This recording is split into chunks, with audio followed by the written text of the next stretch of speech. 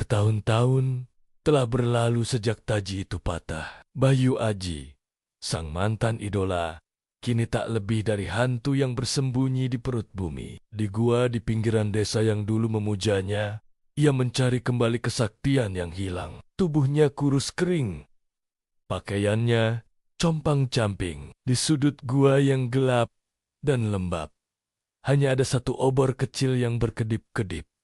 Seolah ikut merasakan keputusasaannya, ia mencoba memusatkan pikiran, merapalkan mantra-mantra lama yang dulu begitu mudah ia kuasai. Tapi kini, suaranya hanya gema kosong di antara dinding batu. Frustrasi, ia memukul tanah dengan tangannya, berharap ada kekuatan yang keluar, tapi yang mengepul hanyalah debu. Air matanya menetes, bukan karena kesedihan, tapi karena ketidakberdayaan yang menghinakan.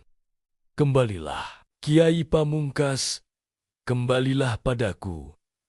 Aku bukan siopa-siopa tanpamu. Aku tidak bisa hidup menjadi sampah seperti ini. Namun, doa yang dipanjatkan dengan kesombongan yang tersisa hanya akan memantul di dinding gua yang dingin. Ia mencari kekuatan, bukan ampunan. Doanya adalah tuntutan, bukan permohonan. Ia belum sadar bahwa apa yang ia cari justru adalah sumber penderitaannya. Tiba-tiba, angin dingin berhembus kencang dari mulut gua, mematikan obor dalam sekejap. Kegelapan total menyelimutinya, hening yang mencekam. Perlahan, dari sudut di hadapannya, cahaya kebiruan yang samar mulai muncul. Asap beraroma kemenyan yang pekat, entah dari mana memenuhi ruangan.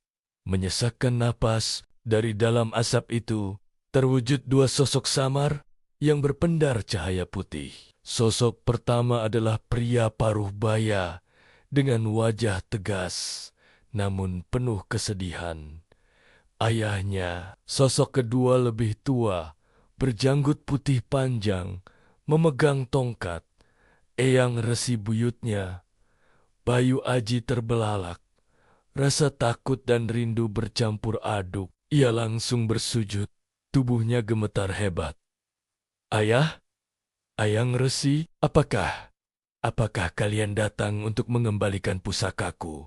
Tolong aku. Suara ayahnya terdengar berat, bergema dan penuh duka. Anakku, lihatlah dirimu. Kau mencari di luar apa yang telah kau hancurkan di dalam. Kau masih belum mengerti. Kakek moyangnya, Sang Resi, melangkah maju. Tatapan matanya terasa menembus sampai ke dasar jiwa Bayu Aji. Bayu Aji, taji yang kau tangisi itu tidak akan pernah kembali. Langit telah mengambilnya sebagai bayaran atas kesombonganmu. Mendengar itu, harapan terakhir Bayu Aji runtuh. Ia mengangkat wajahnya. Air mata keputusasaan mengalir deras. Lalu untuk apa aku hidup, Eyang? Aku adalah pendekar. Tanpa kesaktian, aku mati. Justru itulah tugasmu sekarang. Belajarlah mati sebelum mati. Matikan egomu. Matikan keinginanmu untuk dipuja. Sang Resi melanjutkan titahnya. Jika kau ingin menebus dosamu, dengarkan titah ini. Pergilah ke barat. Sejauh 100.000 langkah dari sini, temukan gua sunyi di lereng Gunung Kendeng. Bertapalah di sana selama 100 hari tanpa bicara. Hanya sedikit makan dan minum. Tapi ingat syarat utamanya. Kau harus ikhlas melepas identitasmu sebagai pendekar. Terimalah takdirmu menjadi manusia biasa yang lemah. Hanya jika hatimu benar-benar kosong dari keinginan untuk sakti, barulah kau akan menemukan jalan pulang. Bayu Aji menunduk dalam-dalam, tak berani membantah. Saat ia mengangkat kepala, cahaya kedua sosok itu perlahan memudar dan menghilang bersama asap, menyisakan keheningan dan aroma kemenyan di udara. 100.000 langkah bagi seorang pendekar sakti mungkin hanya perjalanan setengah hari. Tapi bagi Bayu Aji yang sekarang, itu adalah perjalanan neraka. Tanpa alas kaki, ia berjalan torsiaksio keluar dari hutan. Tubuhnya yang lemah, limbung di jalanan berbatu. Panasnya aspal membakar telapak kakinya. Debu jalanan membuatnya terbatuk-batuk. Ia melewati desa-desa, di mana dulu namanya dielu-elukan. Kini, orang-orang melihatnya sebagai pengemis gila. Mereka menatapnya dengan jijik. Bahkan, mengusirnya saat ia mencoba meminta seteguk air. Bayu Aji menerima semua perlakuan itu dengan kepala tertunduk. Tak ada lagi amarah atau rasa terhina. Hanya rasa lelah yang luar biasa. Di sebuah tanjakan licin setelah hujan, seorang pedagang tua tampak kesulitan mendorong gerobaknya yang terjebak lumpur. Roda gerobak terbenam, tak bergerak sedikit pun. Melihat itu, refleks lama Bayu Aji sebagai pendekar muncul. Ia ingin menggunakan sisa-sisa tenaga dalamnya. Cukup satu dorongan kecil dan gerobak itu pasti terangkat. Ia memejamkan mata, berkonsentrasi penuh, hening. Tak ada kekuatan yang mengalir. Ia membuka mata. Ia sadar, ia hanyalah manusia lemah sekarang. Lalu, dengan napas terengah-engah, ia mendekati gerobak itu. Bukan dengan mantra, tapi dengan ototnya yang sudah tak terlatih. Ia mendorong sekuat tenaga. Ia jatuh bangun di lumpur. Bahunya lecet menahan beban kayu.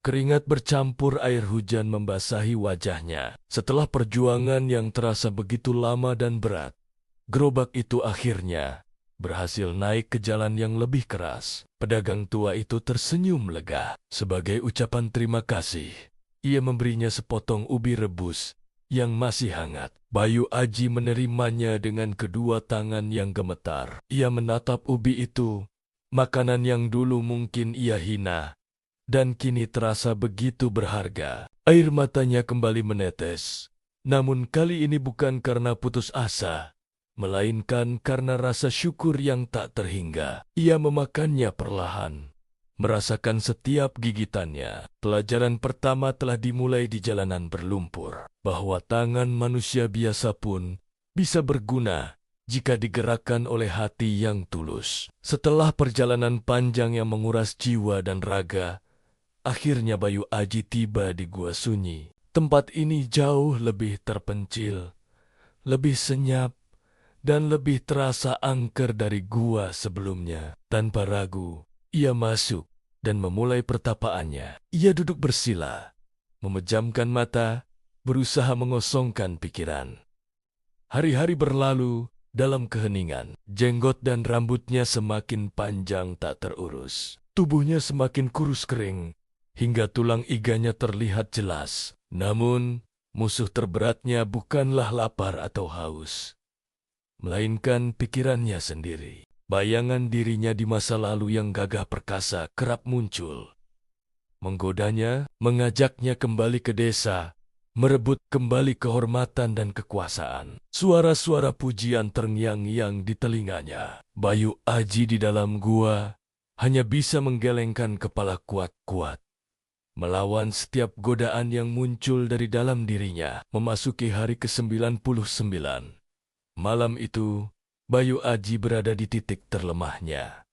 Napasnya tersengal satu-satu. Tubuhnya serasa akan menyerah. Dalam keheningan total dan batas antara hidup dan mati itu, sesuatu yang aneh terjadi. Wajahnya yang selama ini tegang karena menahan ego dan amarah, perlahan mengendur. Otot-ototnya rileks.